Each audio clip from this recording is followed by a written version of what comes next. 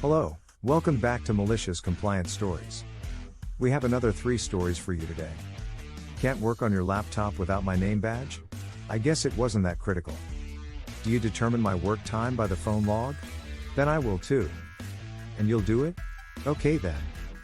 But before we begin, don't forget to subscribe to our channel if you're new here and turn on notifications so you don't miss a new video every single day. Alright, let's get started. Our first story. Can't work on your laptop without my name badge? I guess it wasn't that critical. I worked for a university IT department as a student worker for a little over 4 years. We had a sister department, the Media Center, which lent out laptops, projectors, and other technology to professors as needed. In my 4th year of employment, I was on a first-name basis with nearly all the employees of the university, including the head of the Media Center. We'll call her Karen, because obviously, Karen was the queen of her kingdom and had quite a few obnoxious rules in place, but most importantly, an ironclad employee ID policy for checking out laptops. Under normal circumstances, I completely agree with this policy. However, this wasn't a normal circumstance. We got a call from her at 4:40 on a Friday, we closed at 5, that a laptop she was trying to loan out to a very important professor wasn't able to log into the network, and she requested we come look at it. Sure thing. I make the 10-minute walk across campus from our office to the Media Center with my toolkit. When I get there, I see the professor and Karen and ask to see the laptop. She says, "Wait, Saucer, you need your name badge." "Where is it?" Flash to my name badge, clip to my jacket, hangs on a coat rack in the IT's office. "Ah, it's on my jacket, Karen. I forgot to grab it rushing over here." I chuckled a bit. Deadpan, she says, "Saucer, you can't work on this until you go get your badge." "Karen, I thought this was an emergency. You need me to fix this right now?"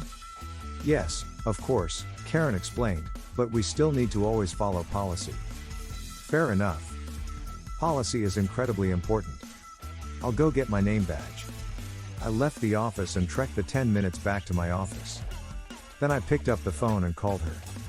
"Hey Karen, just letting you know that because it's 5:20 and policy states student workers can't work after hours, I'll have to come back Monday. Have a great weekend." She fumed at me for a few minutes until I essentially hung up on her. Policy is very important. Our next story.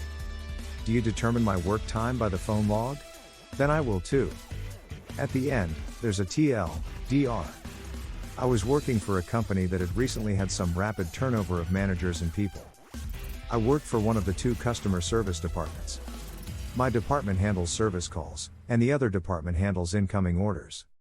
We had been without a manager for several months and were doing pretty well. Our new manager comes on board and wants to change things up and use fairly useless metrics to judge things. I had been at the company for many years at that point, so I could do the work in either department without a problem.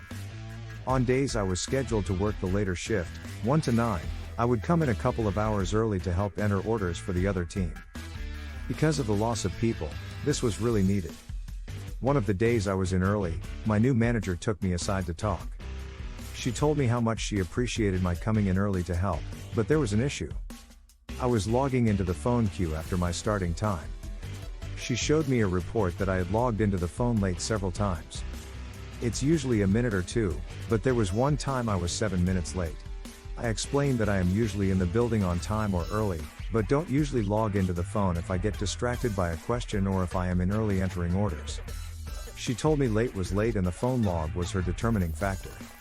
Going forward after that, I stopped coming in early and focused on logging in on time. I wouldn't talk about work with anyone until I logged onto the phone. About a week went by before the manager noticed that I wasn't coming in early anymore and asked me about it. I told her that I didn't want anything distracting me and keeping me from logging in on time. She was pissed but couldn't do anything about it. She continued to micromanage our departments until half of my department went to a direct competitor and named her as the reason they were leaving. She lasted 2 days after that. TLDR, my new boss complains that I was late to work because I didn't log into the phone on time. I was coming in early to help another of her departments, which is why I was late. I stopped coming in early and made sure to do no work until I logged into my phone. And our last story. You'll do it? Okay then. English is not my first language, so I apologize in advance. This is my first post, so it may be not so well written. This happened when I was 19 or so. I worked at this tourist camp as a bartender, and they would send me to work at different bars as help. Well, there was this one bar I've never been to before, and their manager was just something special. I worked at different places before that and I knew most of the stuff, but whatever I wanted to do, make coffee, give any type of drink to customers, she would stop me and tell me that she'd do it because I didn't know how to make it good enough. After a couple of times she did that, I asked if she wanted to make all the drinks and I would wash the dishes, and she agreed. I tried to wash the dishes, and she stopped me at that a couple of times too, but eventually she let me do that. Then, after some time, more guests started coming, and before you knew it, the bar terrace was full. She couldn't make all the drinks in time. We were the only 2 people that were allowed to make drinks there, but I stayed by the washing machine, because that was my job there. She didn't want to ask me for help because she was too proud, and I didn't want to ask her if she needed any because I was petty. One of the waiters came by and, while waiting for drinks, asked me why I was not helping, and I said that I was there just to wash the dishes. I saw that she was pissed at me, but she couldn't say anything because she was the one that didn't want my help. I asked her again if she needed anything, and she told me I could make some drinks, so I did, and we managed to make everything in time together. After that, whenever I came to her bar, she let me do anything and never said anything against my work again. About a year later, we saw each other again, and she said that she hated me for that entire summer because of my pettiness, but she couldn't say anything because I was a great worker. I have to say, I'm still proud of that one. Well, that's all for this video. Thank you for tuning in, and I'll see you all in the next one.